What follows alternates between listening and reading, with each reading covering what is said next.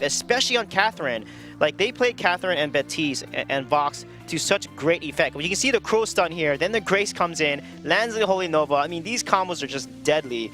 So you gotta watch this when you watch Fnatic play against Salty Potatoes here. If they execute these combos with such clean and polished execution, they're gonna win the game against Salty Potatoes for sure. Yeah, they've been really kind of playing these, what I like to call anti-fun comps, because it's just when you're playing against them, you are just not having fun. You're gonna get chain stunned for days when it's the Kroll Grace. The Catherine Nettolet having the Echo and the Null Wave. The way that they execute with it, you're just silenced for so long, not able to do anything. It's so frustrating to not really be able to play against them. It's very difficult to play against as well, but player to watch is going to be Palmatoro coming into this game. This guy has stepped up.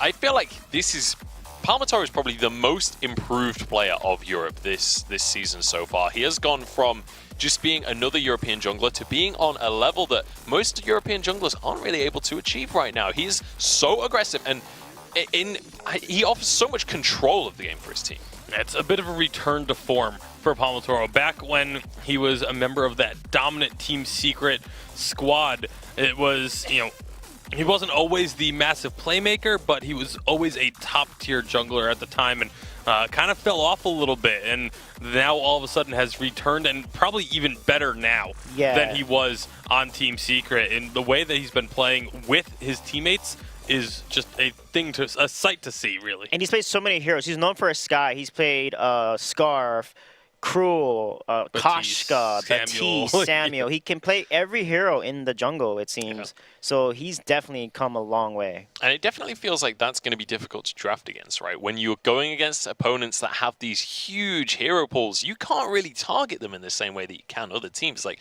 we see the middle of the table teams often can be targeted with the bans and with counter picks and things, but Fnatic, they seem to be bringing out new compositions every single game at the moment. Yeah, then part of that goes to what we were talking about with the ability to adapt and change their compositions according to what other regions are playing, being able to take, you know, the Catherine Baptiste that hadn't really been shown a whole lot, and all of a sudden adapt to it the very next week and start playing it and playing it extremely well. Well, Baron is going to be the first ban coming out from Fnatic. A little bit unsurprising there. Fnatic not wanting to grab that for Techno JJ. Typically, Techno JJ has been playing almost exclusively Vox, to be honest. He plays so much Vox. Yeah, they have done the Baron Lyra ban, and they'll first pick a Vox here on A side normally, is what we've seen from their play yesterday. And they'll normally will ban Lyra on a second rotation if it's not picked up. So Vox is going to get picked up here. And if Salty Potatoes does not take Lyra, then Fnatic is definitely going to ban it away. And it looks like from A side, they normally will pick the Vox and then secure like a Baptiste Cath. So Salty Potatoes need to keep that in mind. They need to make sure that they ban away Cath or take Baptiste here. This is an interesting first pick though, the Kestrel. We see some teams really focus on this Kestrel.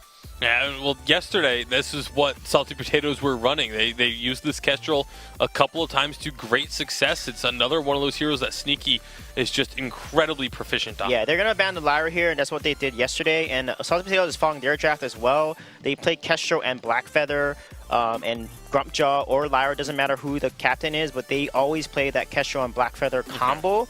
So I could see Salty Potatoes potentially taking Grumpjaw once Lyra is banned here, and then last picking the Blackfeather potentially, or maybe just taking Blackfeather. Oh, and Fnatic's going to change it up. They're going to give Lyra to Salty Potatoes and then ban away the Blackfeather because they know that they love Blackfeather with Kestrel. And Kestrel and Vox is more of a skill matchup, so we could see, you know, that pan out in terms of, you know, who's going to outplay who.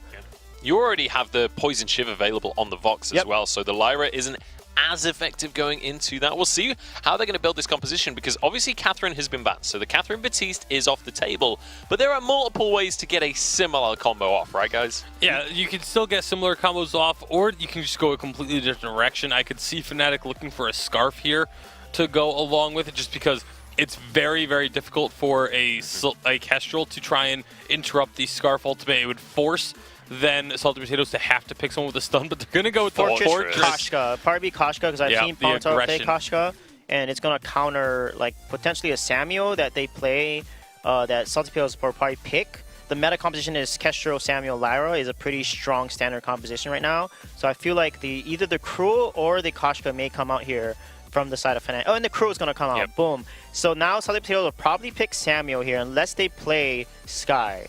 But Sky isn't that good into Fortress, and Samuel makes a lot of sense, or Scarf. But then again, Scarf is not that good into Crow either. So I think the best situation here is probably the Samuel. Could we see something like a Petal? Do we think that would be a viable yeah, pick? Petal would work if they play it. Yeah, Petal would work really, really well if they play it. Assuming that Fnatic isn't unwilling to change from the weapon Vox, the Petal would be a very good pick here. But there is a chance that they could just switch it up and have the Vox go Crystal Power, because the Crow's going to be weapon power. Like, that's almost a given. And so if you do switch that Vox into a CP, it can go well into the Petal. Ooh, so, Petal. All right. I like the Petal pick because I don't think Fnatic are going to be willing to run this as a Crystal Vox. Yeah, probably not. And also, the Fortress kind of plays into going for that double weapon power as well, because it's that early aggression, that just forcing fights that weapon power also lends towards. So, to me, this looks like high aggression from Fnatic and Salty Potatoes trying to kite back in these fights. Is that a fair assessment here, guys? What is the game plan for these two squads? Yeah, so basically, Crow needs to land his ultimate, and he also needs to make sure that he's engaging with his passive, and then they'll win. So, but however, Kestrel and Petal can kite so well with Lyra that's going to be really hard for Fnatic to win. So whoever's more decisive is going to win the fight in the game. Once again, a Fnatic game where we talk about them needing to be proactive. They have been recently. Final thoughts quickly, Greg, before we jump in? Petal is one of the heroes you hate to see when you're playing as a Krull. I think the early game jungle advantage should be enough for Salty Potatoes to have an edge in this game. All right, well, we'll have to see if that edge is going to be significant enough. It's time to jump into this one, but we want to know who you're voting for at home. Use that hashtag Vainglory8 on Twitter and let us know who you're cheering for. But it's time to jump on into the second semi-final for our European Vainglory8. It's Salty Potatoes up against Fnatic. Well, ladies and gentlemen, it is a rare day when we see Sir Tasty Bacon predict against the Kroll. But it's usually when there's a Petal on the other side of the board. A very interesting draft to start things off here, and it's going to be a fun matchup. Fnatic versus the Salty Potatoes. Jackson, coming into this one, do you think Petal makes a lot of sense here? I think it makes a ton of sense. I mean, for a start, the seeds are actually going to be really annoying for the Kroll and the Fortress. And you have good disengage in the form of your trampoline. And on top of that, you actually have some nice sustain. You're probably going to build a Frostburn. I mean, it's just everything you would want against what Fnatic has. I really do think, in a certain sense, it's kind of a silver bullet pick for them. For Salty Potatoes. Man, and that feels good. When you get that silver bullet pick, you just have to play to the power of the pick, of the composition. They're actually moving in as too early on here. I think as soon as they get the trampoline on the Petal, they know that they can kind of play those games. They can. They still need to be careful, though, because if Salty Potatoes falls behind, I mean, this is just always something I say about Petal. I think she's one of the worst heroes at coming back from deficits. So you could have just stopped it right before you said coming back from deficits. I'm yeah, just kidding. That's true. That's true. But yeah, go on. In a lot of situations, I think that is true. In all seriousness, like Petal is a very niche pick, and in maybe a vacuum that does make her not the greatest of heroes, but she is great at certain things, and I think she functions very nicely in the composition that Salty Potatoes have drafted for themselves. But that's one of the things that I really like about Vainglory as we get more heroes in. The draft becomes more of a toolbox, right? You've got the tool for a certain job. It's less about the barons of the world. Yeah, absolutely. We'll see. I'm really excited to see as Salty Potatoes get into a position where they look to kite backwards or set up an area that's going to be tough for Kroll to engage on. A nice right bulwark goes down, but Net still grabs the Elder Tran. Net to let. Good luck bursting down an Elder Tran with Petal Lyra. I mean, that was a bit of a misplay. Like, they should have continued to kite backwards, regardless of the bulwark, just to make sure that it was not possible for Net to get into melee range. Anyway, that kind of stuff happens. Salty Potatoes, they're not going to feel too burned by it. They should just be able to continue farming up their jungle. Sneaky's pretty safe up in the lane. It's pretty difficult against the composition that Salty Potato has. for Fnatic to play to their win condition, even regardless of, like, okay, you know, in a 3v3 what happens. Just because of the fact that Sneaky and Lane can probably get away from a lot of these engages, as long as he's on the ball and stays towards the top of the lane like he has been doing. Yeah, great glimmer positioning. shots for farming, which I think is super smart. You don't want to have a Kroll jump out at you. Yeah, you don't want That being said, he jump just missed out. 2 minions in a That and is one a of them big was wave attack he's got melee. stacked up too. Yeah, this actually is bad for him. If you have a big wave like this and you're trying to farm from safety with glimmer shots, it's really difficult to actually get what you're looking for. Ooh, Palmatoro's gonna jump in. They found Joker, the trampoline, doing pretty good work. Exactly what they want to do with that petal. They're gonna get the sigil and look to move forward as well. And he doesn't quite have that Frostburn yet, man. You can see when that Frostburn comes out, it's gonna be a huge impact for them. Yeah, that Oh. was actually... Oh, here we go Palmatoro again. hanging out. He's gonna get charged up, jumps right back in with Netlet right on the Joker, and that is a squishy petal. First blood for Fnatic as they strike the fear in the heart of this petal over here. Sneaky dropping down with class. Palma's gonna jump in Deadman's Rush. Sneaky, you gotta be careful. Techno can drop down from the top, plus you're burning a lot of energy at this point. Sigil into the brush. They see Palma. Flare does come out. See Net. Okay, maybe Net just didn't want to teleport home. Okay. Sure. So prior to that, Salty Potatoes actually was the one who made the misstep originally. You know, they got lucky in that the target that Palmatoro focused was the petal. Probably the one target who pre-level 6 can easily get away and jump backwards. So they were able to escape the gank that had been set up, and they burned a lot of Fnatic's time and energy to do that. But then they chased, and chasing into the bush was very, very dicey. You know, Palm was going to be able to stack up his perk. They didn't have good vision. Joker, I think, had too low energy, or maybe the cooldown wasn't able to trampoline properly. So, yeah, dicey position to be in. But when both teams consecutively, back-to-back, make mistakes, it tends to stay pretty even, as it has now, with only about 100 gold between the two teams. Well, that's a good guy Net to let for you. Keeping it fair. He's keeping it fair, you know. Let's say players are responsible for their own connections and their sportsmanship. All right. Well, I like that Fnatic is starting to look to maybe capitalize on more mistakes here. Watch Joker's Joker. in a bad spot. Joker engaged on Joker. A bunch of stacks and the Spectral Smite comes through. Palmatoro and Netlet are the monsters of the Joker's jungle currently. You know the biggest issue that I'm noticing here from Salty Potatoes, and it's kind of Joker that's causing the problem here. He's not positioning properly. Like, it's not just team fights that you need to have good positioning in. You should always have in the back of your head, what happens if I get jumped on right now, right? It's why in lane you see people like bobbing backwards and forward. It's like, what happens if a skill shot comes out? Maybe I'll dodge it, right? Yeah. When Joker was farming that camp, instead of farming it by the wall, so that he could trampoline over the wall, knowing that there's no easy way for the follow-up unless there's a flare and then they're out of position, etc.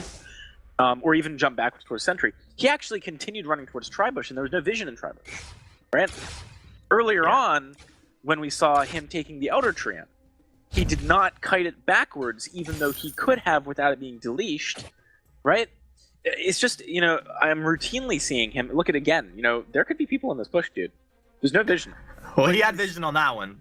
But, I mean, the lower brush, maybe you're saying. Yeah, precisely. Yeah. Right? So, it's very dicey. You know, it's very bold. Also, I had to zoom in to see that scout trap. My red-green blindness is really starting to get me. To be honest. That's okay.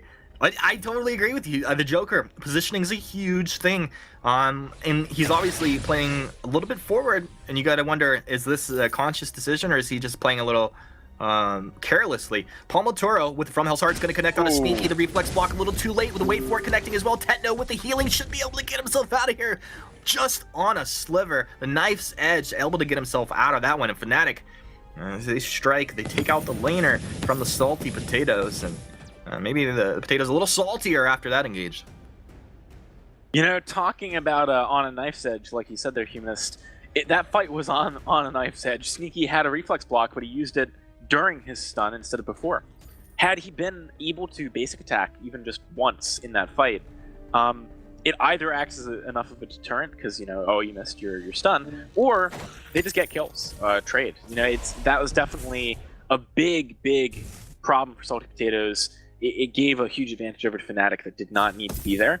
Talking about items for a second, taking a backpedal from some of the more specific things. Tetno now has Tension Bow and Poison Shiv. Palmatoro has Tension Bow. This is a huge spike for Fnatic. I'd like to see them continue to try and make plays. Salty Potatoes, though, has the capacity, as we've talked about before, to get away from a lot of these plays. They just need to be in the right position. They need to have good reactions. I mean, that's what they rely on, right? Like, if Salty Potatoes get engaged on, they almost just lose.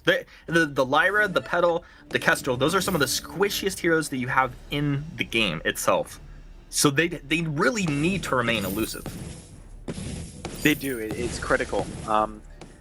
Fnatic, I'm trying to think where their best opening would be. I think that Palmatoro, firstly, needs to clear the Scout Trap. There we go. Secondly, should maybe even pick up a couple of Scout Traps for them after he next upgrades an item. Because he can pretty safely move forward and lay those down. And Net really wants to stay in lane with Tetno because now that there's an Arcane Passage, there is threat of him being jumped on. But you need to have vision to make picks. That's kind of a critical thing here for Fnatic. They just brute force in lane, like running against turret, trying to get kills, is only going to work so many times. Palmatoro finds the stun on the teleport back. Sneaky! Couple more, I guess. Vu. I'm in Groundhog Day, a Sneaky getting wrecked day. This is just brutal. Palmatoro making the plays. Our analyst said it, man. He's been playing some of his best Vainglory we've ever seen recently. And just once again coming through in this game. I literally just said that you can only make that play so many times. As I said, I guess a couple more times will work. You've seen it before, though, right? So Sneaky, why not back behind your turret? It's all about positioning, Humanist. It is. I mean, they're playing a little loose right now. They're trying to be efficient, right? Like I almost like am with them in my heart because I like to be very efficient when I play. Like I'm the kind of guy that likes. When I first saw Professional Vainglory and I saw them like gather up all the back camps and kill them simultaneously, I was like, yes, I like this, right? It's efficient. Yeah. But sometimes that burns you. You're like, okay, I need to back. I'll just do it here. I'm like 90% sure I'm safe. What are the odds, right? And then you get burned. Yeah. Yeah. Similarly, like Petal, why would you farm by your wall so you can jump over the wall when you want to be going to your front camps afterwards? Just start making the move now, right? Yeah. I'm gonna finish my rotation that much faster. Exactly. It's just one of those things where you have to make a decision between being efficient and between, taking a measured approach where you sort of think this could happen. And so far, Salty Potatoes, and then this is, this is a newer team to the VG8. Some of the players, of course, have been around the block, but not necessarily at the top echelons. I do think that this is something where, the Mowglis of the world wouldn't make these plays, right? Because they've been around the block a couple of times. They know that you can't always go for the greedy play. Well, and then maybe the reason that Mowgli might not make that play is because he's made that play. Exactly. You got to learn the hard way sometimes. Immense gold payout but this is definitely not the end of the world for Salty Potatoes. In the grand scheme of things, they're only 2K behind. They have a comp that does decently in the late game, although I do think they're more of a mid-game team. At least in a vacuum. I think Fnatic probably do just fine in the later stages, though. Although, against a lot of comps, they'd be wanting to put on the gas right now. I think they can afford to wait. Tetno on the Vox is just, Vox is a hero that does great later on anyway. Yeah, it looked like he probably goes for that breaking point. And they'd look to take one of those fights where he just gets a little bit of chip damage, gets some breaking point stacks, and then goes from there. Broken Myth completed for the Petal. This is a very nice power spike here for a Joker.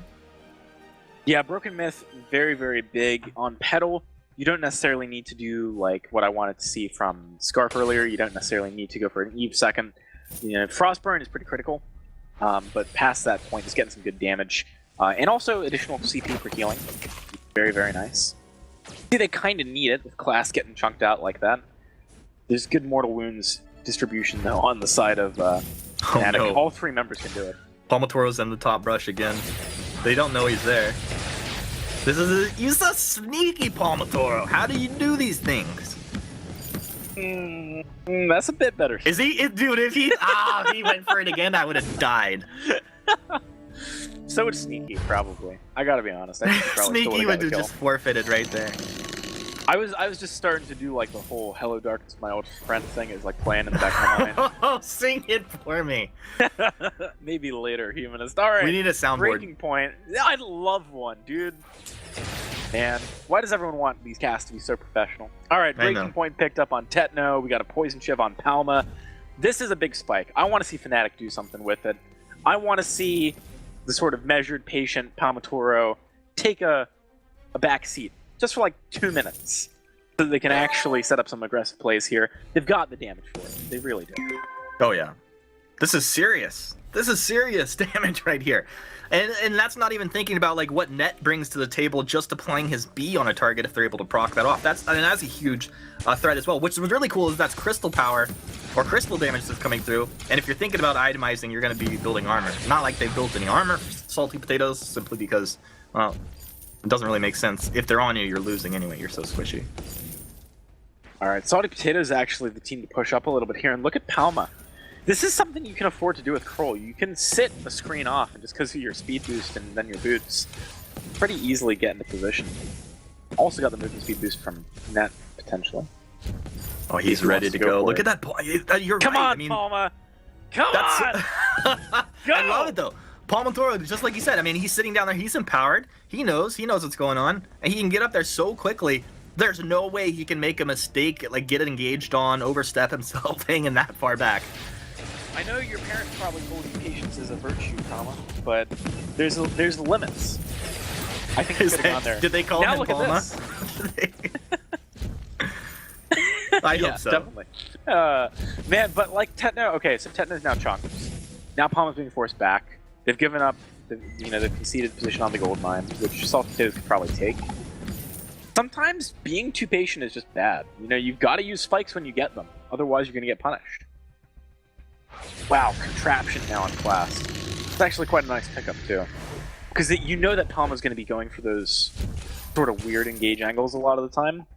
So having constant players to just do your due diligence and be able to check those is big. And that actually makes a lot of sense, Jackson, because based off his earlier playstyle of not buying a whole bunch of scout traps, that he was investing into this item. I really like it. He did the smart thing, picked up his Crucible and his Fountain first. It's not like he overdid it. Palma, I don't know. I do think he's playing great Vainglory right now, but I maintain what I said. I think the biggest issue I'm seeing for Fnatic right now is just not being decisive. He does pop an infusion here, though. Oh, turret almost going down. This is the trampoline back, right? Bulwark's down. Is this enough? Attack the back is out. Wait for it connects onto Sneaky. They don't quite have there's too much range to close the gap there, and Sneaky able to block off the from Hell's Heart. Fnatic, a big miss there on that engage, but they're hanging around. They actually have the tools to jump and burst down a target. Class, a little bit of a preemptive right bulwark there. Palmatoro, he's on to Sneaky in the stealth. Sneaky turns around with a couple of auto attacks. Palma dropping low. Palma with he brings the Spectral Smite. They find Sneaky. Now it's Joker. He's got a kite back. Trampoline's there. He does get the trampoline, but Net jumps right back down. Bright bulwark. Tetno, he's in deep. Tetno, 14 breaking point stacks. Finds the kill. 6-1 Fnatic. Don't lose a member. How did they juggle all of that damage? Oh man, it was really well played. This is something, the great Kroll player gets separated from the good Kroll player by how they're able to stay alive in a situation like that. Using Spectral Smite at just the right time. Really nice. Class might go for the cheeky steal. It'd be pretty difficult to make it happen. Yeah, not gonna work.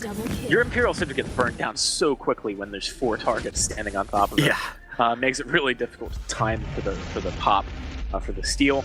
I almost lost my mind at the beginning of that fight though, because Palmatoro, he saw Tetno's wait for it and he was like, wait, I should wait to throw out my From Hell's Heart until they're not silenced?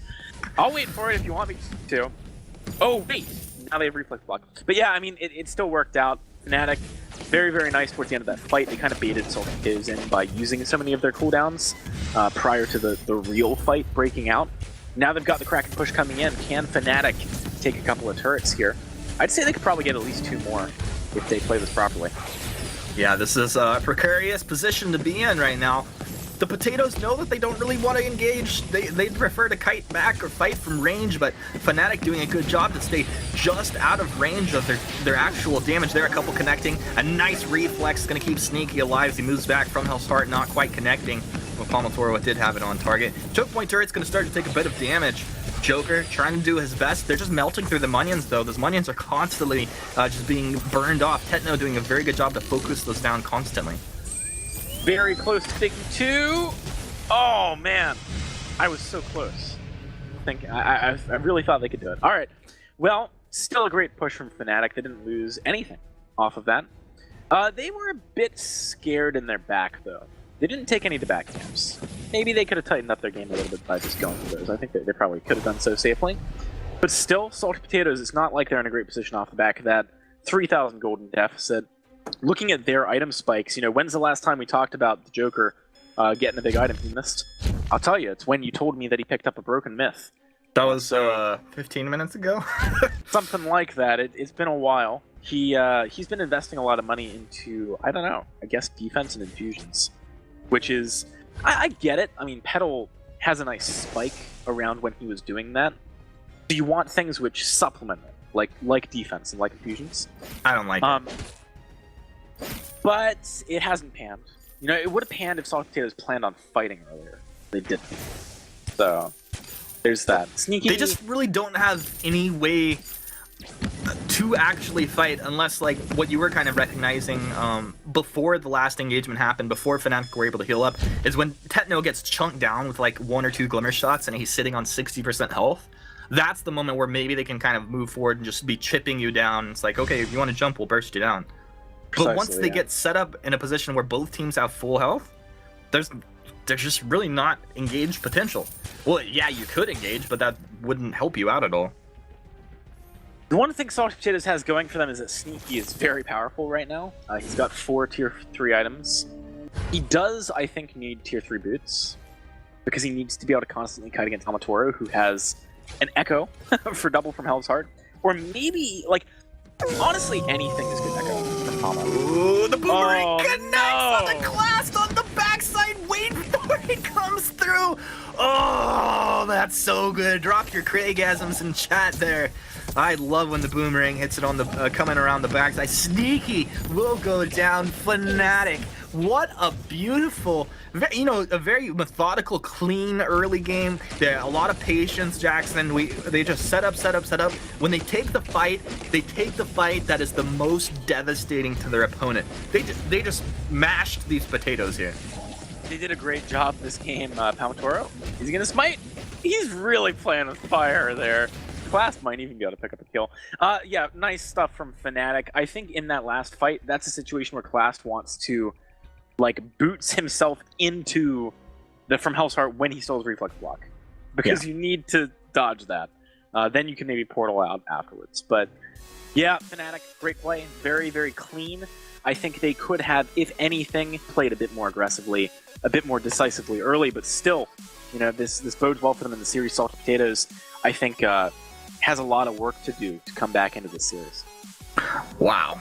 Well, Salty Potatoes, I think they definitely have the abilities, but Fnatic looking like a very clean, tough team to take down at this point. I'm most curious to see the reaction from Bacon, who went against his own pick, the Cruel. Bacon, how does it feel right now? Munchables, can you elicit some emotion from this man right now for us? I will do my very best, Humanist. And I mean, an Echo Crawl, no less, does take the victory. Hey, as much as I don't like being wrong, I love seeing Kroll win a little bit more, just a little bit more. So I'm still happy. That's a tall statement, but it's an interesting Kroll build. I don't think we've seen people building this weapon power jungle Kroll with an Echo, unless I've just been missing it in the past. Yeah, no, I have not seen it, and they played it really well. And like I said, the more decisive team is going to win, and Fnatic was the more decisive team. And Crow, they just played to his win condition so well. They waited to stun from the bush. He got his passive so many times. The bulwark never came up at the right moment. You gotta watch Class's bulwark. When you do these replays, watch when he uses the bulwark, his positioning in these fights. Is he near Kestrel? The bulwark can shut down a lot of his engages, but he just doesn't time it at the right time. So that's really what kind of held him back. And Lyra is good at stopping engages when you time the bulwark at the right moment. Yeah, so many of these bulwarks came out like while the team fight was already well underway or after, like it was much too late. So this Look was at such this. so crazy. Like you just I don't know just why he slight walked down. mistake. Why did he Like, walk down into it? Like, I think he was just trying to get it blocked, but you don't Yeah. have to. Like if you don't have to, why risk it? It's- But also the presence of mind for Palmatoro to throw it and then like step upwards to try and get it on the rebound, try and get it on the ricochet. But then obviously Fnatic just walked through and end the game. And there was definitely a bit of a dry patch for Fnatic partway through that game. They really slowed things down. yeah, there was a key fight at the 16-minute mark when they engage, and then the Clash uses the bulk at the right time, and then they fail the engage, and then Salty Potatoes pushes the lane, and then Crow in the lane bush, gets his passive. Lyra wastes the board for whatever reasons. They see him in the bush, wastes the board, and then as soon as the board's down, they re-engage and they win that fight, get the ace and get that turret. And that was a critical point in the game that allowed them to then get item power spikes, etc. And that's where like one bad decision is going to cost you an engage. Yeah, for sure. And you mentioned Fnatic kind of slowed it down in the mid game. I kind of disagree with what AJ was saying in that they should have been more aggressive during that stage of the game, because that's when Petal beats Krull. As soon as that Frostburn comes out, and for a good 3 to 5 minutes after the Frostburn, that's when Krull just has a terrible time into a Petal. And Fnatic know this. They knew this. Palmatoro has played Krull so many times in the past, and I think the fact that they were so passive during that time, that was the time where Petal beats Krull hands down, no questions asked, and they played passively during that time so that Petal didn't get that advantage. I thought it was incredibly well played by Fnatic. Yeah, I mean, that's been the story of every Fnatic game recently. Just incredibly clean, concise play. Now let's start to look at the next game as well. This Krull seems like a bit of a priority pick now for Fnatic. It no longer feels like it's just this counter pick that you bring out occasionally. Fnatic seem to be prioritizing this. Yeah, I mean, they play Crow so well, and with Fortress as a direct counter to Lyra, and then just playing around the Petal, they're really showcasing like that Vox Crow combo that they play a lot is great at diving, squishy compositions, etc., and they're executing it really well. Yeah, for sure. We'll see if they're going to be able to continue to execute, or if it's going to be allowed through the draft as well. Are we getting to a point now where you have to start banning things like that? What kind of direction do we expect Salty Potatoes to go now that they're on the A side? Well, they're going to go ahead and take away the Catherine, so we'll see if Fnatic, which one of the power picks they're going to ban away. You got to figure Baron. it's going to be Baron. Yeah, they always ban Baron A or B side no matter what. That's just Fnatic's draft they first phase. don't like to go up against the Baron. It's by far their most banned hero, in the double digits now in bans for them this season. So a very, very big priority for them. So they're going to hand Grace over to Salty Potatoes. Fnatic usually does not pick Lyra actually on B side. They ban it on the second phase. So I think if anything, they'll probably pick Vox into this. And then they're not going to ban Lyra, of course, because the other team already has Grace. Idris makes a lot of sense because he's like the next powerful carry that could work well against a Vox. But that does leave Kestrel open for Salty Potatoes. So I was wondering why they didn't ban Kestrel instead.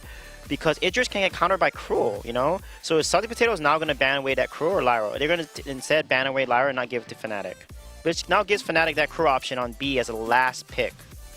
Yeah, they can see if they get that. And honestly, if you're Fnatic right now, with this Krull as an option in that last pick, they seem confident to pick it no matter what. Like, they just beat a Petal with it. Like, that's the They just typical picked the counter. A side. That's one of the very few. I think it's only the second time we've seen a Krull picked on A side all season long. So it's definitely not something that many Arden. people go for. They're going to take the Arden, so leaves them open for that potential Krull And pick. Kestrel Blackfeather, most likely, that's what Salty Potatoes is known for. They play that comp so well.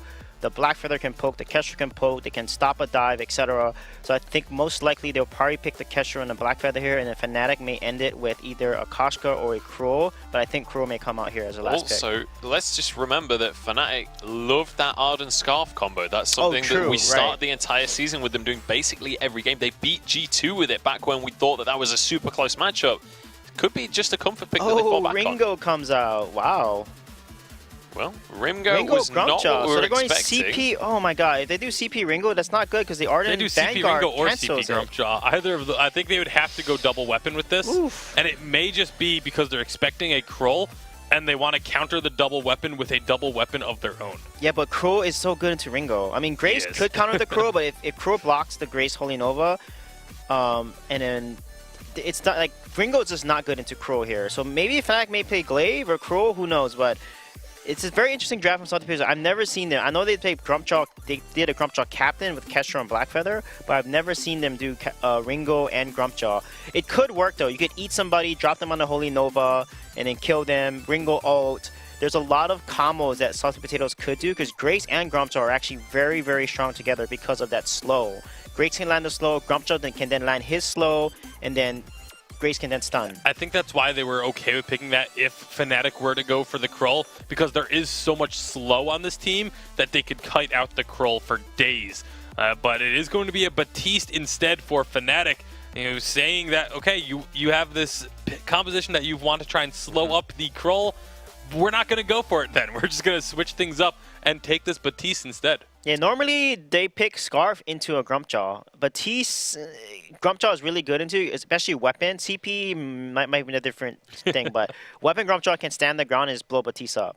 So let's see how Salty Potatoes execute this comp. So how do you play this? Like, obviously this is going to be a different style to when you play the Scarf into a Grumpjaw. How do Fnatic have to play? Are they going for a totally different playstyle to the all-out aggression from game one? I feel like it has to be, because they're not going to have the ability to strip away those living armor stacks anywhere near as quickly as the Scarf would, and so this Grumpjaw suddenly becomes a massive threat into this composition. Baptiste and Vox are both going to be very squishy, and if it's a weapon power Grumpjaw, even a crystal power Grumpjaw early on, like the burst damage is going, he's going to get on someone and immediately they're going to lose half their health at a minimum. So it's going to be very scary for Fnatic when the engagements come out from Salty Potatoes. So it's all about kind of waiting for that aggression to be done with, waiting until they can actually counteract that. We'll have to see if they're going to be able to wait this one out. It's time to jump on into this game. Hashtag Vainglory8. Let us know whether you're a fan of the Salty Potatoes or if you want Fnatic to win this one 2-0 on Twitter.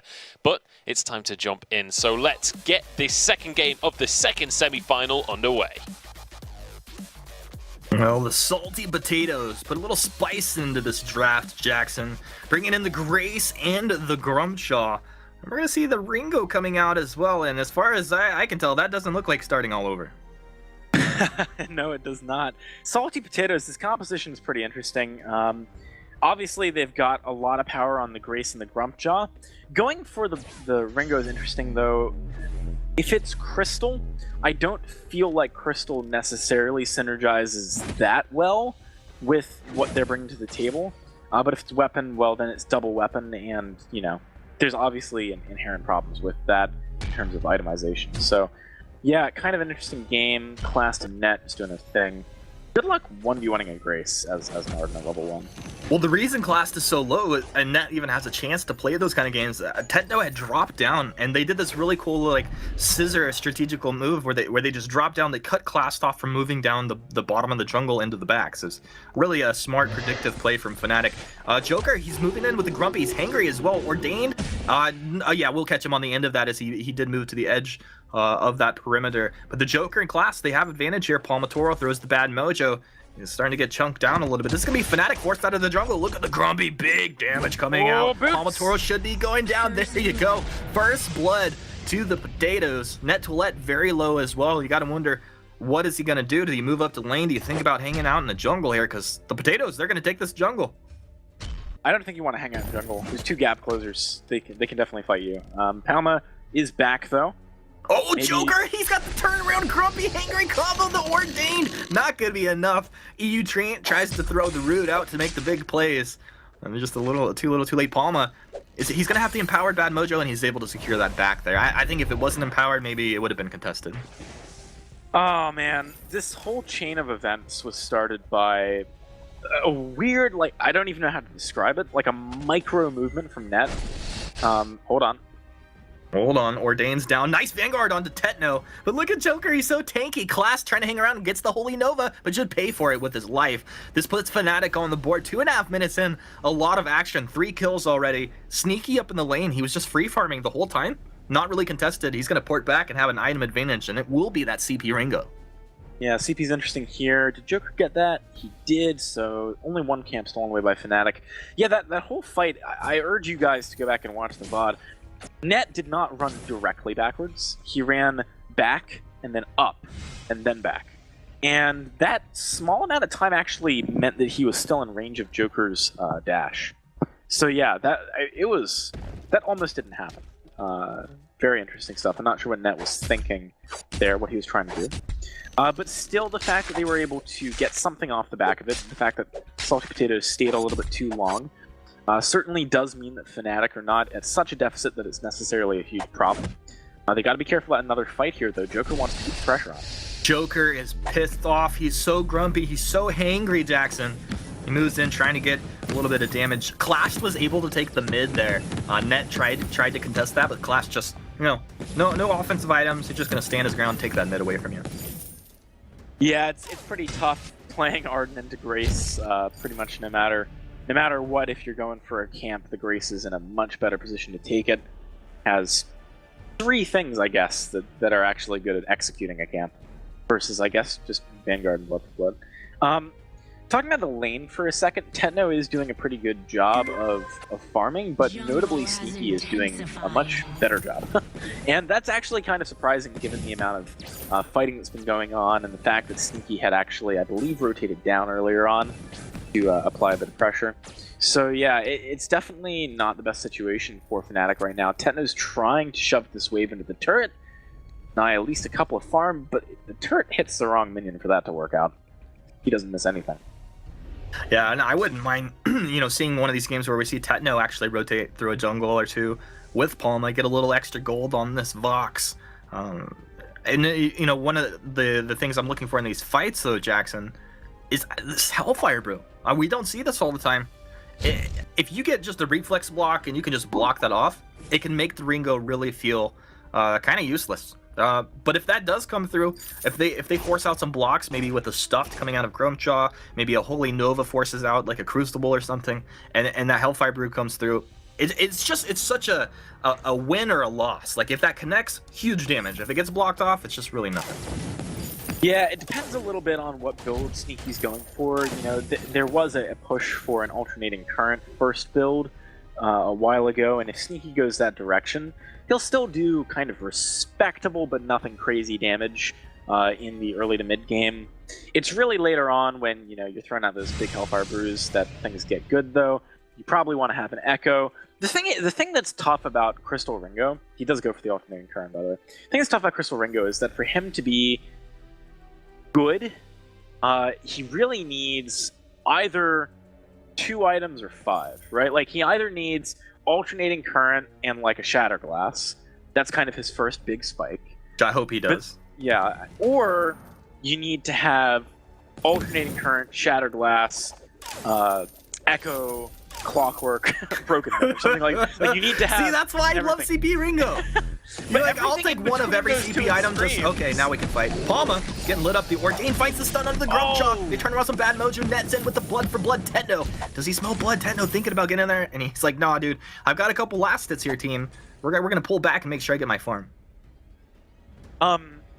Yeah, that was close though. If Joker had actually landed an ult, maybe he could go better for Salty Potatoes. Also, Sneaky did a basic attack, I think, an enemy hero once that fight, which does speak volumes about Grace and Grumpjaw. I'll let you draw your own conclusions from that. Class uses Fountain, still gets melted down. A little bit surprising. I think Palmatoro just kind of empowered there. The bad mojo connected a little bit harder than Class expected. Yeah, Class overreaching a little bit there. I didn't catch if Palma actually had his pump, but like his heroic perk. Joker, this is not a play you want to make. Bit risky. All right, good. Things have reset. So yeah, the weird thing about Crystal Ringo is that anything in between those two extremes is just not very good, because it's at the point where if you go for an Echo, you don't have enough damage. Don't go for an Echo, they have a reflex block for every Hellfire blow. Right? Like, it's just, it's a damned if you do, damned if you don't situation. But it does have a reasonable spike early on when you get the AC and Shadow Glass, mostly because you kind of expect your teammate to be able to pop reflex blocks. So you're still, like, maybe a 60% favorite to be able to land one of your health arbors. You know what I like about it, Jackson, is if played correctly, Sneaky should have range advantage constantly over Tetno, and that's kind of one of the deals where it's like a counter into the Vox. Wait for it actually gonna silence too, but Fnatic not following through with it. But because you're getting this crystal power, your Achilles shot doing a lot more. You can see him maxing out that Achilles right now, and you just pop that onto Tetno. It's really good harass damage. Your range is a little bit further, but of course, if the gap gets closed, you're very vulnerable. All right, now it's Fnatic as 3. The flare is out. Sneaky class. They know what's going on. Fnatic just kind of poking, maybe waiting for Grumpjaw to move up from the jungle, but he's nowhere to be seen. This is interesting. One thing we're starting to see more and more of is that Salty Potatoes has really terrible wave clear. So they're constantly pushed back. It's forcing Joker to try and find a play when maybe it's not the best moment. This is tough. This is really tough.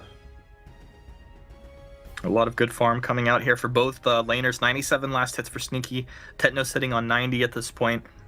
Not really like hyper farm coming out of either, but they're keeping up exactly where they need to be. A lot of bad mojos just being spammed from Palma out of this right brush, and Joker just hanging back on the backside of that range. You could tell he's not really ready to fight yet.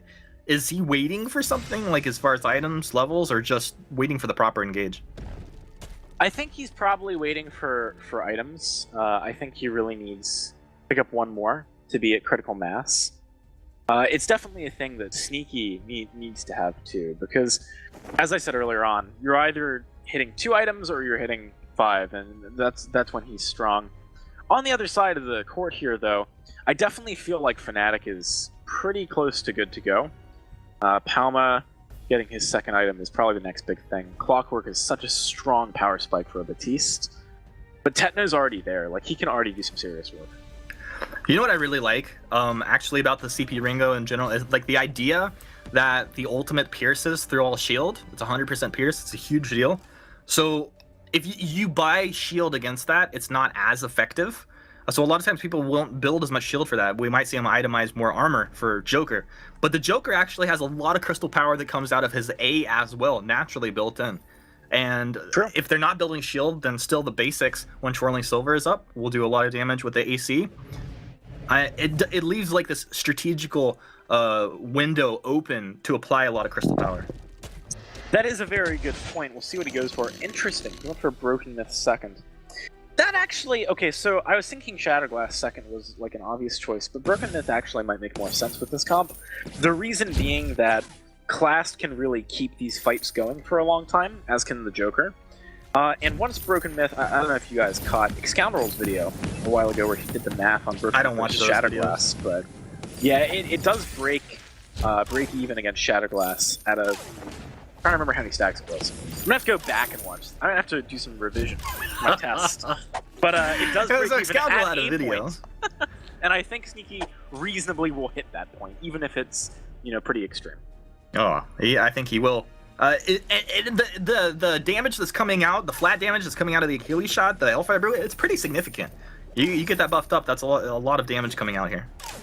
Alright, Clockwork now on Batiste. Let's see what happens. Salty Potato is moving very aggressively at perhaps just the wrong moment. I'm actually a little surprised Fnatic didn't pull the trigger, and then holding this gauntlet in a very disciplined way. He's already got the Fountain and Crucible, so by the way, let's keep our eyes on that Toilette, see what third item he goes for. Would not be unreasonable to see an Echo, I think. I think that would be pretty clean. Having that to extend your sort of influence area, your area of effect, to really mess with Sneaky's long-range plays is pretty big. It's also obviously great if you can gauntlet him during a channel of his ultimate. I think also Null Wave could be a cool item pickup as well, because they definitely want to block off that Fearsome Shade. You have the Gauntlet, the Ordain, the Wait for It, all those things to think about. That's a bit of a Crucible coming out there. That does open up maybe a window for Sneaky to think about going for the ult. I mean, everyone has their own reflex block except for Net, but you could just hit Net and have this one. Well, this is super patient play coming out. These guys are having some fun in the lobby chat. Sneaky said, "First time CP Ringo." I doubt that. I doubt that very much. I mean, I also said first time casters, so I mean, not everything you see in in-game lobby chat is legit. Wow. Okay, Tetno just bought a Crucible. I like it.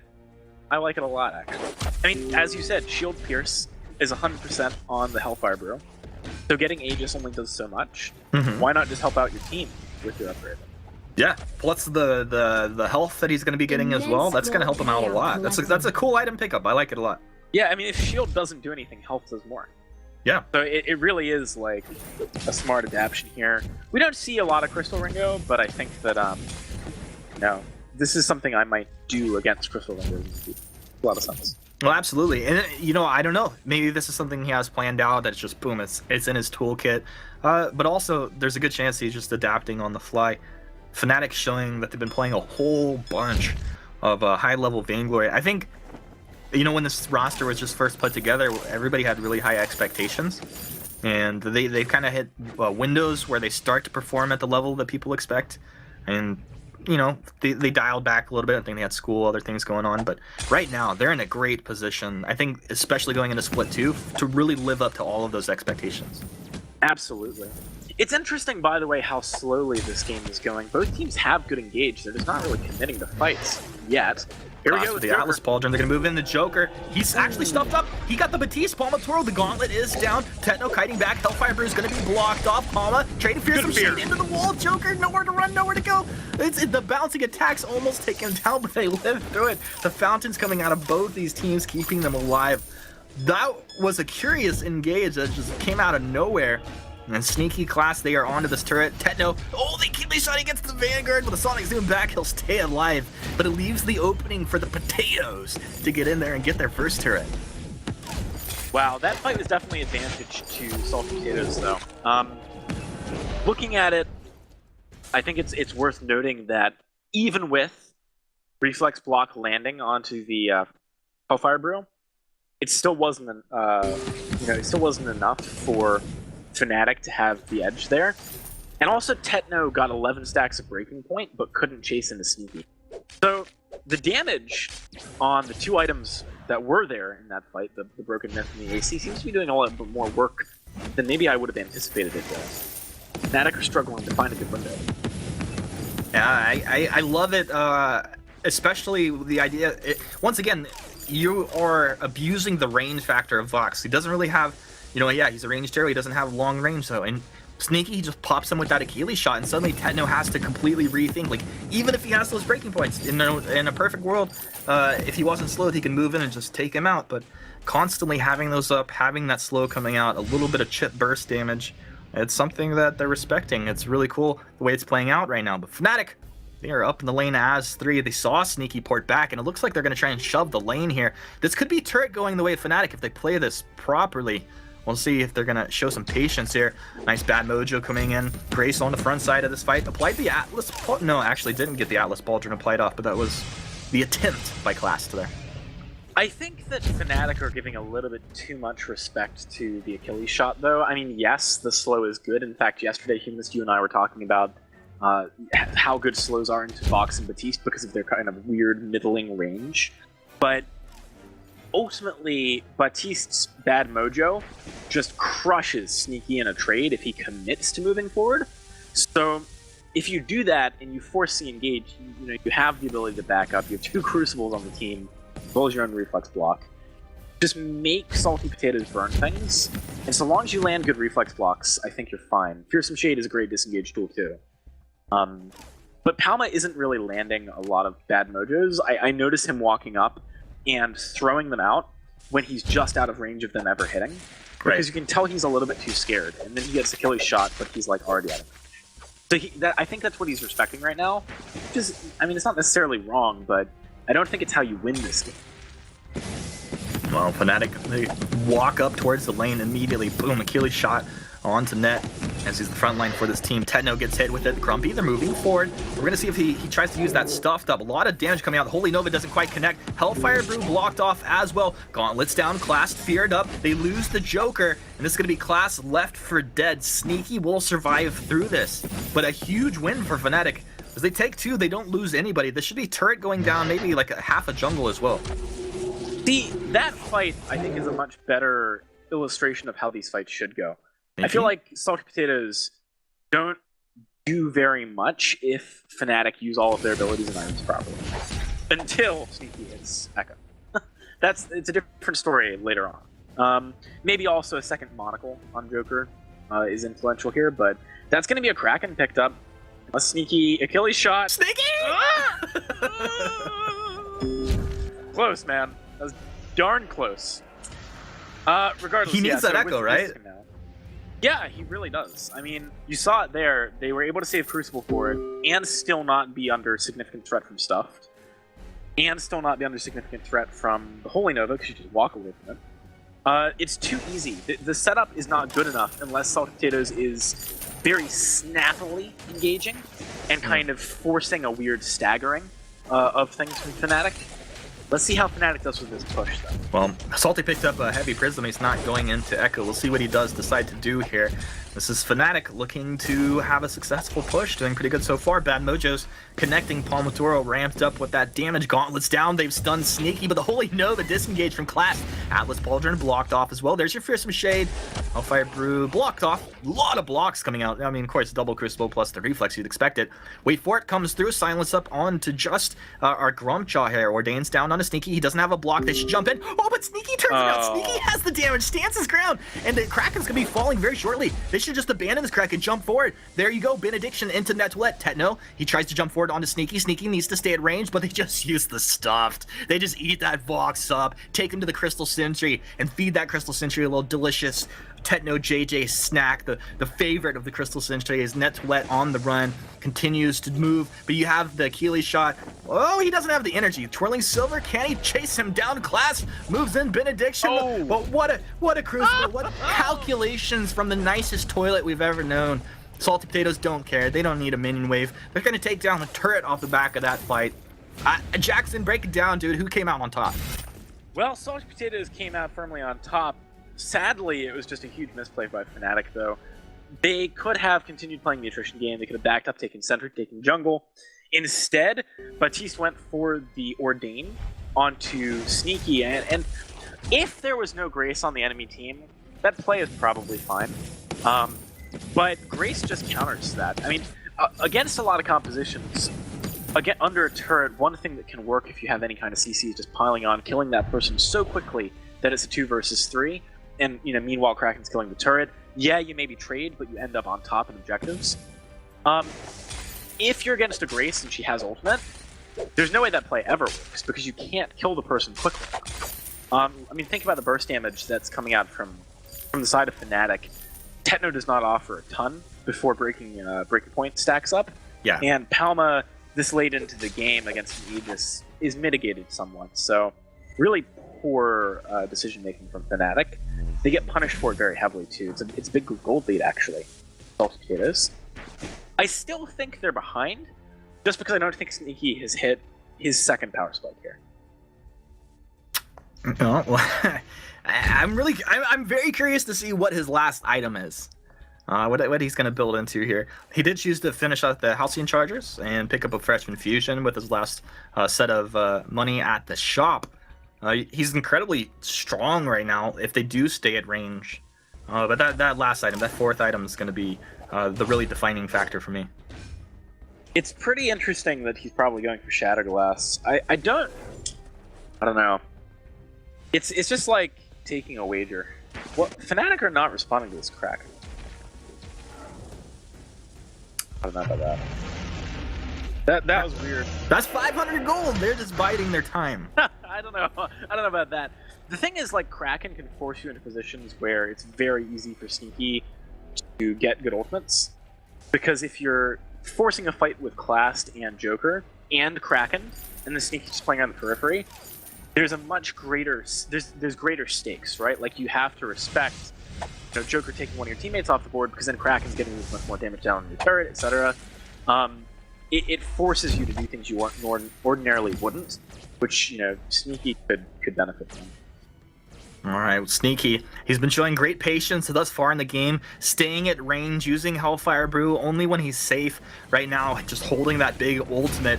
As Fnatic know, they have to make this defense. They really, really need this win here. They want to close out this series in this game. Gauntlets down, and they're just going to try to start chunking through Kraken. They're going to block off that Hellfire Brew as they blocked off the last well, I think every single one. I think he's thrown like 4 this game in 20 minutes. Man, it's pretty crazy that at this late stage of the game, so it's like a 45-second cooldown, Crystal for Sentry Sneaky, defeated. and it did less than a fifth, like maybe a sixth of their carry's health with 3 tier 3 offensive items. That, I mean, this is the real problem with the pickup of the Crystal Ringo. I would like to see him just sell the Aegis and buy Echo. Yeah, I don't think what he I would would gain what I think anything. it would be, so like if he just throws a Hellfire Brew, he has an Echo, he can start the fight with Hellfire Brew. They have to block it, and then that's one of their blocks burned. And then like what are you gonna do? Nothing. Plus, it sets up, you know, this is maybe a bit counterintuitive, but it's not the end of the world if you Hellfire Brew, it gets blocked, and then you time your stuffed right off the back of it, and then ult again. Exactly. That's fine. At least you landed the stuffed. At least you're 2 versus 3 for a while. But, you know, returning to the state of the game, oh no, no way. They're not going to backdoor, are they? Potatoes. I don't think they can. No, they just got the flank They just got the position. flank, okay. Salty Potatoes with the superior positioning. They have Fnatic split apart. They move in with the Grumpy the Benediction as well. Holy Nova. It's going to connect onto net. Oh, it lands! Hellfire Brews burning down Palmatar. Hellfire Brew to burn all Hellfire Brews. Techno JJ should be falling shortly as well. Grace with the divine intervention, keeping herself alive. And look at this. Salty Potatoes, they know better than everybody in Twitch chat. When everybody was against the CP Ringo, Sneaky said, I've never played it. It doesn't matter. It's that strong. I come in here, down in the series, to take this victory. You know what really upsets me, though? This is a pick which can do nothing all game, and then land 1 ultimate because of a mistake from their opponents. It's so good. It's insane.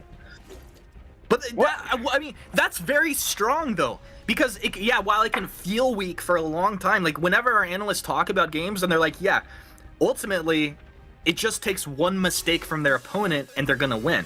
Like, I'd like to have that kind of draft a lot of time. Yeah, I think that's fair. I like the ultimate recon there, by the way. I don't know if that was intended. Really strong stuff, though, from Salty Potatoes overall. You know, they played to the comp. There was a lot of patience, like you were saying. All right, well, a fun game indeed. This series is tied up, ladies and gentlemen, so to see what's going to happen next and to break that one down, we're going to go ahead and throw it back to Munchables, Sweet J, and Tasty Bacon. Game 3, here we come. Salty Potatoes managing to take it in the end. And it's, I mean, you mentioned the fact that it was down to one team fight at the end. I feel like a lot of it was down to one Kraken that's like slipped through the cracks there for Fnatic. Yeah, Fnatic, this game, they did not play anywhere near as aggressively as they had to. They didn't try and contest objectives. They just kind of let Kraken go over for free. They didn't really try and get onto this Ringo. Ringo went without a death. A CP Ringo with only a single defensive item, an Aegis, goes without a death. I don't understand how that happens. Like, that is just almost inexcusable for Fnatic, because that is such a target. Ringo has no escape. He doesn't have like a dash. He doesn't have, you know, any sort of invincibility. It's just such an easy pick. This is a key turning point of fight here. I don't know why Palmatoro overextends like that.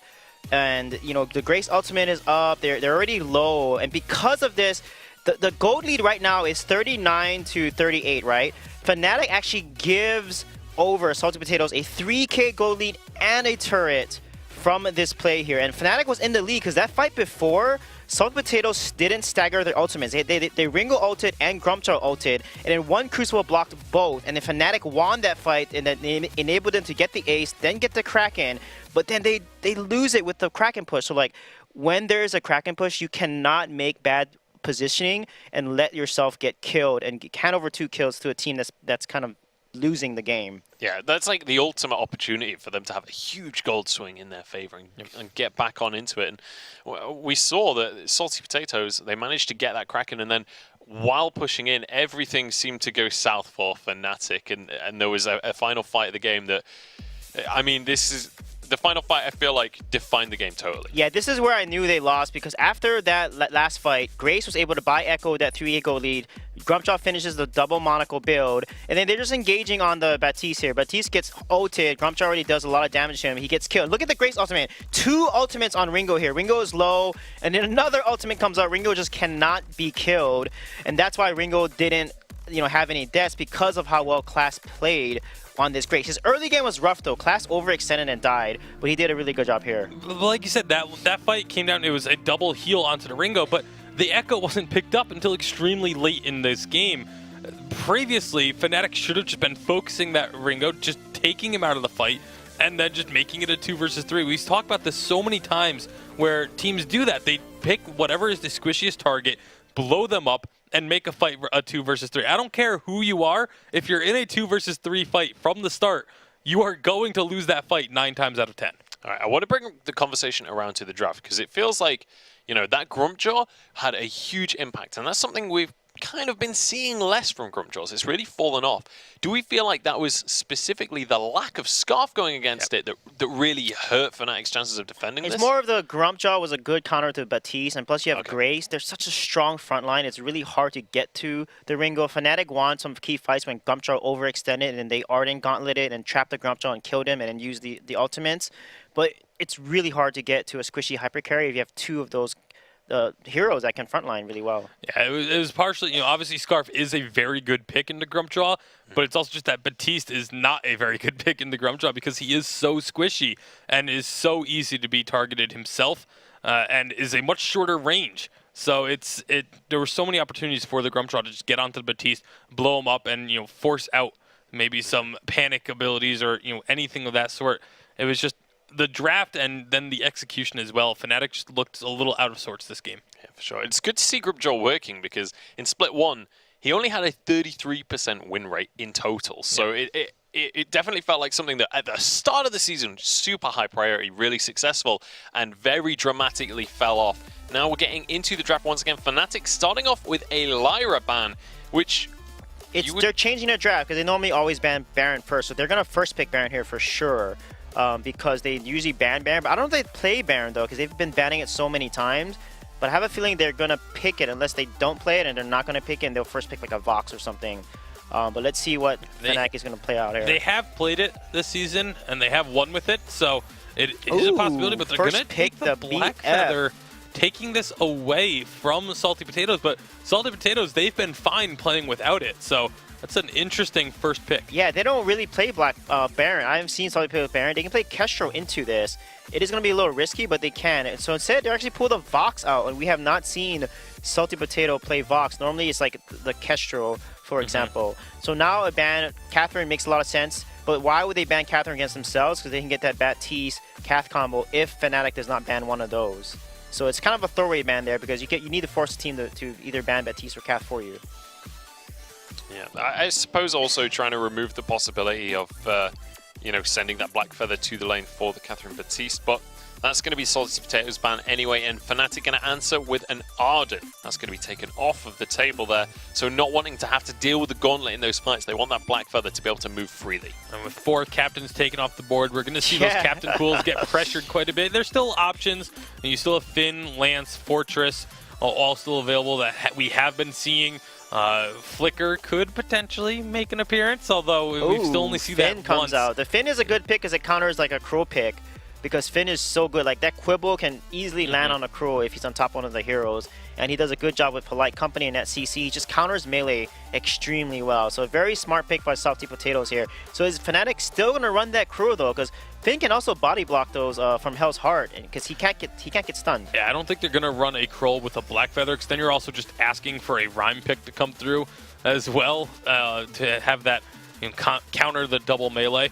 So I don't think, because of the Black Feather, I don't think Fnatic are gonna look for a Kroll.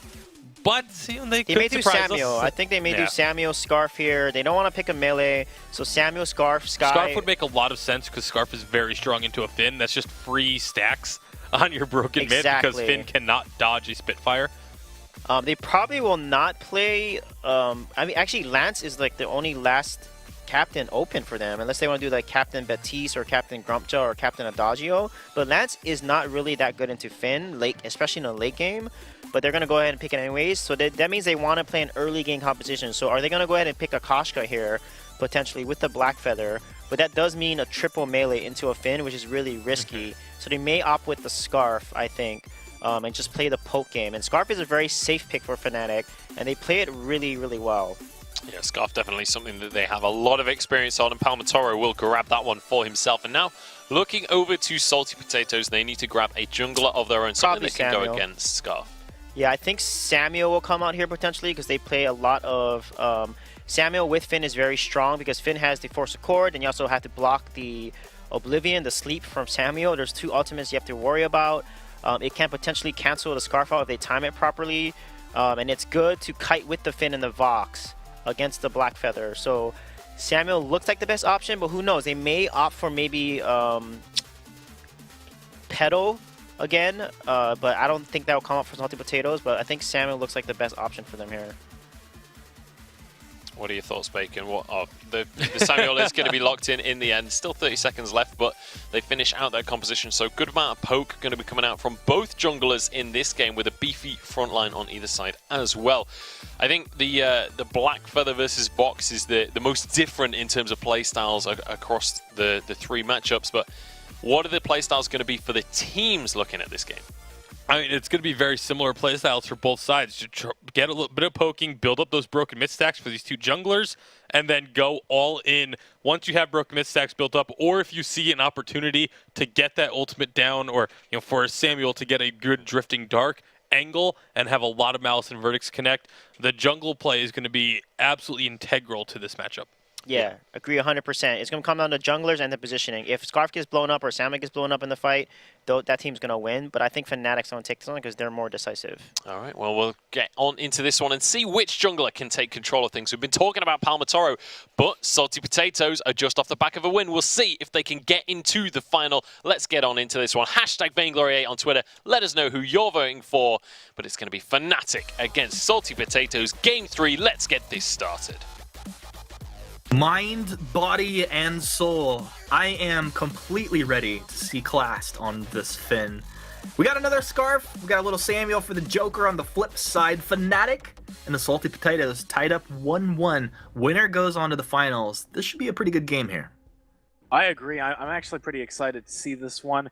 I think that Fnatic has looked like the more consistently strong team in the matchup, but when you're against Crystal Ringo, any one mistake against a Hellfire Brew can be really backbreaking, and it was there. The later in the game, actually, the worse that situation gets for you. So, looking at the compositions this time around, Salty Potatoes has something that fights a little bit more fair. It's more of a normal team composition. Crystal Ringo won. There's a lot of considerations for Crucibles coming out from Fnatic. They got to worry about Forced Accord and Oblivion, like we heard Sweet J talking about. I think that Fnatic, the onus is really on them to be playing in these fights properly. Salty Potatoes just wants to use their abilities as best they can to disrupt Fnatic's plan. Jackson, these guys poking back and forth here early on. Classed, he's going to get hit with that impale, but resists, laughs it off. Like he's at a comedy club. No big deal for this Finn, doesn't care. What an exciting opportunity, though. For the Salty Potatoes, to come in, win your challenge battles, make it into Vainglory8, and then week 1, you're on the edge of knocking off one of the top teams in the VG8 for Europe and moving on to the finals. That's really exciting. It absolutely is, and they were thinking, oh well, we might have a rematch if we make it. We'll be against Calamity Reborn again. We've seen these guys in the Challenger Series. Calamity Reborn not making it. You did actually see their opponents taking them down, so Dynasty will be awaiting the winner of this matchup. And who would have predicted that, though? No, I bet 90% of the people would have said Salty Potatoes would have been out and the Calamity Reborn would have been moved forward. Oh, I think that's very likely, given what we saw from Calamity Reborn on game number 1. Very, very crazy stuff. That being said, Fnatic also looked like kind of a new team to me in day number 1, and I think today they've looked good, but not as good. And that's, it's partially because they're against, arguably, this week at least, definitely, the better opponents. But, they've definitely not looked as assertive as they previously have. Yeah, sometimes when you get your dominance tested a little bit like that, you're not as assertive as you once were. The Salty Potatoes really bringing a bit of energy to the games. I think from the draft to the play style, doing fun stuff. CP Ringo, we don't see a lot. I think the only other player we've seen actually play that, like in the last 6 months, has been Hundor. And Salty Potatoes come out and they're like, we have to win this game. Let's do this. Oh, did he get it? Yeah, Class got No. that. Class got it. So, yeah, that was really nice by Salty Potatoes. You want to interrupt Scarf's game plan early if possible, and a big part of that is just taking Elder Treant because you clear so quickly. So, really nice strategic play there by Salty Potatoes. Net can't do a lot to stop Class from being annoying either. You can't stun him, so both of your normal tools for harassing the enemy captain kind of a little bit less useful. Yeah, the only thing he can do is hope that he gets some basics off and out harasses him. But it's going to be really tough at this point, especially Class getting decent levels. Palma, level 5, almost 4 minutes in here. Jungle will be intensifying shortly, but Palma with Net makes his way up in the lane, is just hanging out here. And as Joker wants to hold us, man, if they had got like Impale into Spitfire group, would have been a lot of damage on the Joker. Joker luckily going to be dodging that out as he just tries to hold the lane for a moment. No big deal. Sneaky is back up there. Another thing to mention, Sneaky's Vox. This is a big comfort pick for him. Oh, absolutely. The Vox has been doing work for Sneaky in the past. I can only imagine that he will continue to be pretty effective on it. See if he can make it happen this game. I think, given the fact that he's off to a great start in terms of farm and stuff, there's nothing stopping him. Net, as I said, is going to have a really tough time messing with either Class or Sneaky just because Class on that Finn does so well into him. Already got a Poison Shiv on Sneaky too, bailing him out of some rough situations. Yeah, that'll definitely help him with his sustain up in the lane, and of course just putting a little bit of that harass onto Tetno. He loves that attack speed as well. Really nice item pick up here for him early on. Palma, he's up into the lane, throws a Spitfire. Once again, this is kind of just Scarf. You clear your rotation. You're the jungler. You got a very fast clear. You're gonna dip up into the lane, look to either get some harass or maybe see if Sneaky oversteps himself. But it's not really happening right here, right now. Yeah, and I like Joker rotating up to shove this wave too. It's definitely something that Salty Potatoes can do. They have a lot of ability to push wave, and it forces Palmatoro out of his jungle because he's the one who clears wave better out of him and Tetno. So if it's actually going to crash into the turret and there's going to be pressure from Salty Potatoes, you do force a bit of a response. That can be quite good because Palma wants to be abusing the fact that he can farm so quickly in the jungle and denying that by making him take other things into consideration. Palma already has a Frostburn. That's pretty good. If they get into some fights early, that can also be really nice paired with Tetno for keeping people stuck to the Black Feather. Keeping Black Feather stuck to people. Looks like he might be going for a Serpent's Mask second too. That's not sure if I agree with that. Actually, another game where, who knows? I could be wrong here, but it feels once again that Frostburn's not going to be really a big hitting item for this Scarf. You can get a lot more work done. It's so hard for Finn to dodge out those Spitfires, right? Like he's such a big target. Yeah, I think so. The Frostburn is decent against Class, but it's best against Sneaky on the side of Fnatic. It does let Tetno stick to his target a little bit better. Joker should be mostly out of range or position for Palmatoro to really be able to proc that. On the other side, I think Frostburn is pretty critical against Black Feather till he gets overdrive on Bane of Heart, which is not necessarily something you want to overdrive if you don't have to. So it does force him away from some power elsewhere else on his kid. And Class doing a very good job to be the front line for his team at this point. Sneaky, really not in danger. As I said, it just cursed him. Being hit by the Spitfires when Class is up front there. Palmatoro doing a good job. Second Spitfire is going to hit him in that round. Drops the goop, ignites it. Very good job. Nice harass out on the Sneaky and Class, just hanging out there. Sneaky not really in danger of being killed, but he has to respect the fact that if he moves forward, trying to just farm easily like he wants to, he could potentially go down. They don't know where Net really is. Net just kind of very patiently waiting in the wings for an impale there. I don't know what that impale was. He split the difference. I don't know what you were planning on doing there, actually, because you can't stun Class. You're assuming Joker's in the bush, but then you don't have 3 people, so... He was predicting Joker's movement from the jungle for the game. But this is the thing, like, even if he was, what do you do afterwards? It's just 2v3. Yeah, interesting play from Netflix. Let's leave it there. Palma is doing a great job of farming up, by the way. Looks like he's considering an Eve second. I think that's smart. You definitely need to have a lot of energy. Forced the cord, they pulled Palma in. He's level 8 though. He drops a Spitfire. A lot of damage. The Oblivion lands as well. Sneaky doing a good job. Can they follow up with the damage? He's on the net. Sneaky just doesn't want to get under that turret too far. Unless he get hit by an on point or sat under some goop or something slowed up, they could follow now. Drifting Dark's down. Very nice Drifting Dark. He can follow with Malice and Verdict. Joker's had some really nice Drifting Darks. I wanted to mention earlier. The angle that he's throwing them at gives him almost max efficiency to just kind of ride through that with his Malice and Verdicts. Yeah, he's been doing a great job. School days, Samuel, taking his geometry classes. Well done. Throwback to Worlds. But yeah, I think that last fight was kind of interesting. Techno actually really killed Ned by walking close to him when he was about to get attacked by Vox and have a bounce. Overall, I think that, positioning there was a little dicey from Palma. Need to get a reflex block sooner than later against this Samuel Thin combination, that's for sure. Man, we got 3 infusions out. Oh, a 2-man Impale coming out class very low. Has to pop his fountain to stay in fighting shape. Joker's here, though. He's ready to defend his team, but that Drifting Dart came out early, and it didn't quite connect the way you would have hoped if you were the Samuel. And now, at this point, Fnatic. They're really not too threatened. They're not sitting on full health bars, but they have a massive advantage. They have the fountain. And we'd expect them to look to try and take something. Class burning down. Look at the percentage burn, doing so much work to him. Yeah, I'd like to see Palma finish up this Eve so he's got more energy for that kind of play next time. He can honestly just he can take down Class very easily if Class doesn't pull the trigger on like a Forced Chord or War Treads engage, just by poking him out.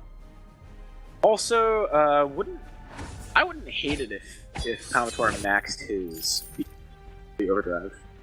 Getting that additional stack on someone like Class can be pretty dirty. And is also going to be kind of difficult, I think, for him to get good Dragon. We'll see. It's one of those things you really gotta play to. I mean, exactly how you want to play the fight. What's going to be the best thing? Measure, weigh in all that efficiency. We'll see how it comes out. It's going to be very interesting. All right, we got an infusion on Joker here. Kind of an interesting timing. He actually popped it. He didn't just put it in his inventory, so they definitely want to do something. They've got cooldowns. All Fnatic and the choke point. Their Crucible. There is a Crucible on net. They can avoid a good engagement if they want to. Now, there have been a lot of infusions coming out this game, but in particular, this round of infusions from the Salty Potatoes I really like. Just because they already have this turret, if they win a fight at all, like even if they don't win, they just force them back, that means, whoop, there's your Force to Core. Nice Crucible coming out. And it looks like it's going to be the engage. The Oblivion will be coming out. Dragon's Breath around the bottom. This is Palmator finding his way up and able to take out the Joker. The Joker getting melted down. First blood. We're 10 minutes in. They're going to get the second blood. Sneaky's down. Fnatic biding their time and then striking like lightning. That was a really clean call. They should be able to get at least a turret and a jungle half, maybe even a gold mine. I don't know. See, on the contrary to what we were talking about before, I really dislike the infusions there. I feel like it was going to be quite difficult to find a good fight now that Crucible was on Net Toilette and a Reflex Block was on Palma and Tenno. So everyone had the bailout card. And on top of that, it's not as if they paired it with the spike in other items. Like, the Joker got the infusion before his tier 2, his second tier 3 item, sorry. So it wasn't really synced up for anything. It wasn't synced up for any particular objective they could take, because it's pretty difficult to push tier 2 turrets. The best outcome for that play was probably getting Gold Mine, but they pushed Land. Fnatic punished them very hard for that as well. Because they were actually popped, it's not like we get to see a sellback here for Salty Potatoes for full value. The Joker's now even just sort of delayed in him. Yeah, I mean, it really backfired on them. I mean, more than even the Gold Miner, which would have been a great objective to take. My thought was, don't commit to a fight that you have the potential of losing, but use it to bully your opponents forward or backwards so that you can start to take a little bit of map control. You know, if they could have started to pop some of those scout traps on the left tri-brush and the left mustache brush, the middle area of this map, it could have been pretty good for them. But that was, yeah, huge backfire there. I like that plan, but you've got to not commit with Forced Accord for that to happen, right? I think, you know, Salty Potatoes thought they saw some kind of a window, maybe having flashbacks to the previous fight where they caught Palma in the same position. Didn't pan out for them. Now Salty Potatoes are getting flanked here. Looks like they have a decent angle. Sneaky. I'm surprised that he didn't just back up right away. Kind of hanging out there as Class is starting to take a bit of damage. Palma has that broken myth. He can start to stack up that BM. And Class such a good target. It's like maybe Class isn't like the target that you want to burn down, but you just boom, throw the Spitfire, get a couple stacks on him, and switch over to someone else. Honestly, I like the idea of just burning Class down. It's pretty difficult to get in position to kill Sneaky or Joker without going through Class. So why not take Class to like 25% health of poke and make him initiate?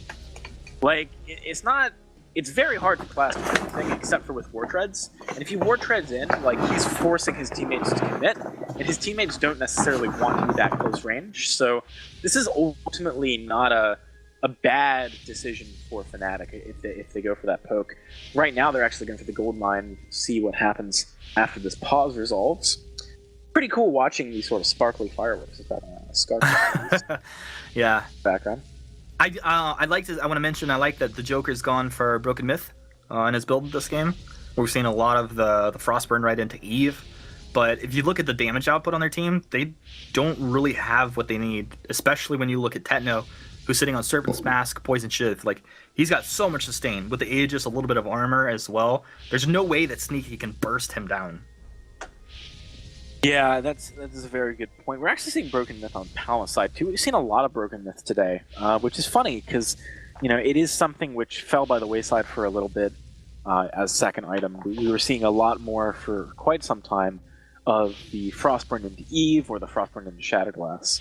So I don't dislike it. It certainly does give you, in an extended fight, a decent spike in the mid game. And you know, when you're playing with the comps that we have in this game, you're expecting somewhat extended fights.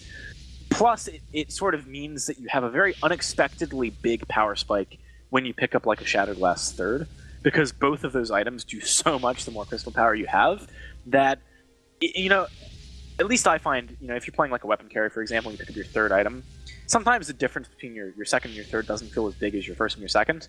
But it's different if you have Frostburn, Broken Myth into Shatterglass. That's a big spike. Yeah, definitely a huge spike that these guys would love to have. Both sitting on a battery though right now, so we'll see what route they take. A good chance we might see that Eve come out.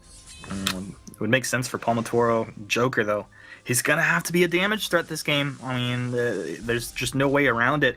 A lot of infusions coming out. It's Sneaky still sitting on one, has put him a little bit behind, and he's gonna, my opinion, I think he's gonna need that breaking point to really have an impact in his fights. I'd agree with that. I think that there is enough ability for Fnatic to weather the storm and build up, for example, the Broken Myth stacks, that they have to have some comparable threat in the later stages of a given fight. Sneaky having a breaking point is critical for that. Techno is likely going to get one a little bit later on too, though. So he is going to offer big damage. Actually, maybe not. Wow, Bonesaw? Yeah, that's kind of interesting. I mean, this could go along the lines of them actually just being like, well, Class wants the front line, let him. We'll just burn through him. You're already going to kill him super quick with Scarf, though. I mean, if he starts to pick up a little more defense, it shouldn't be so easy. It'll be easy for him to find damage, but I mean, I guess if Class just sits there. This is an interesting pickup. We'll see how it pans out. It wouldn't surprise me if he actually swapped it later, because Techno's gold is crazy right now. Like, he's on 180 farm at 14 minutes. He's doing really good.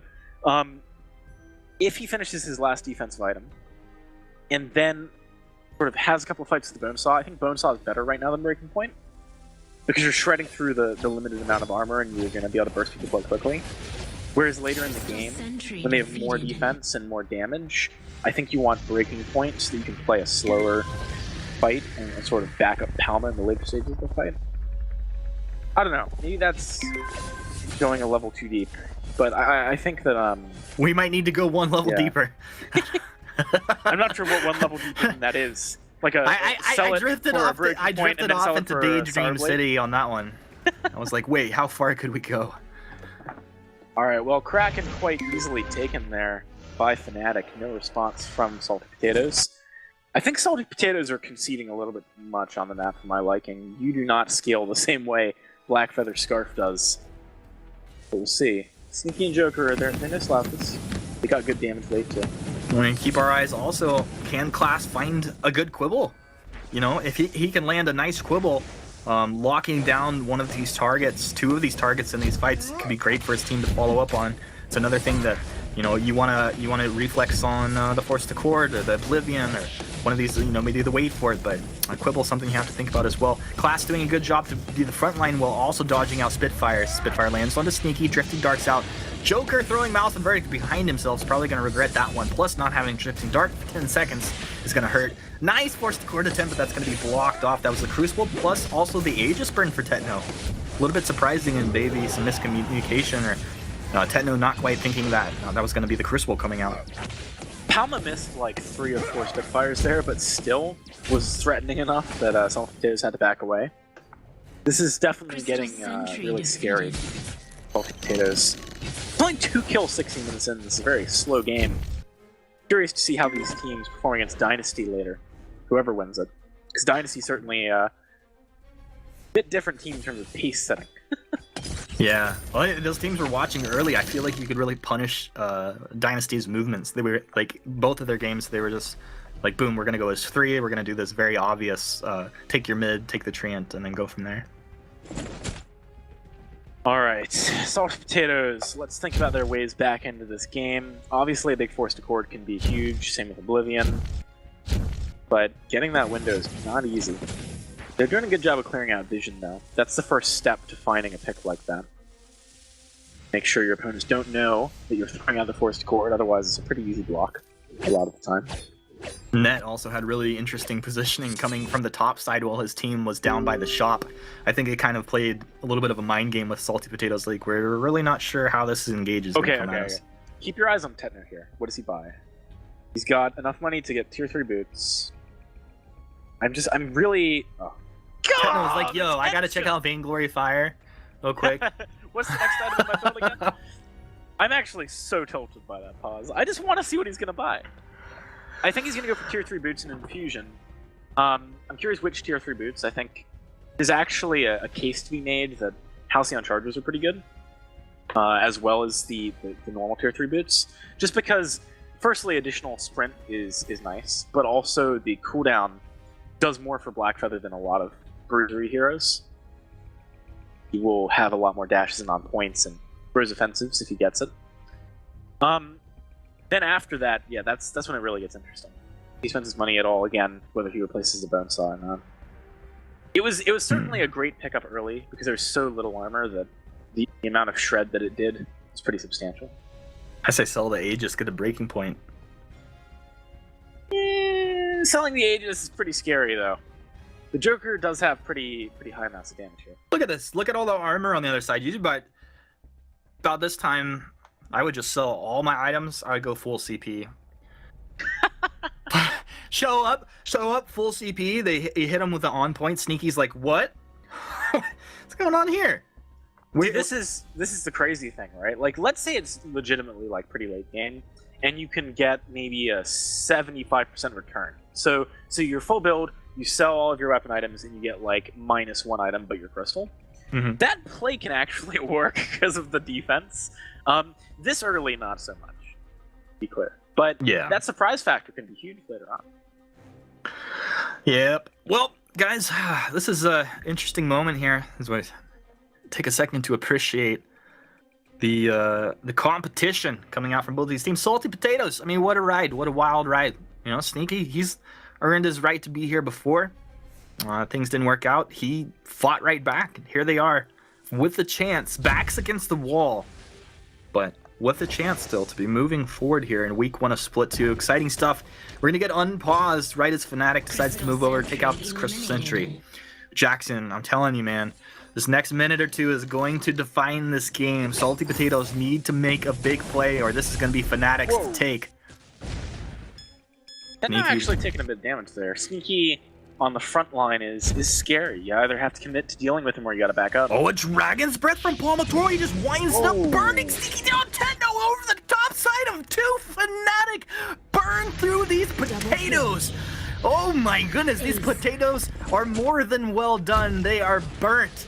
Take them off of the grill. They are done. Fnatic have done phenomenal work here. What a fight, right? They just destroyed. There was nothing they could do. That was brutal. I mean, really, really difficult to deal with that much damage coming out of a Scarf in the late game. This is why I think, to a certain extent, Salted Potatoes missed a bit of a mid-game spike that maybe they had. Regardless, Fnatic played very well. Only losing that middle game due to one mistake at the end, having a clean 5-0 in the third game.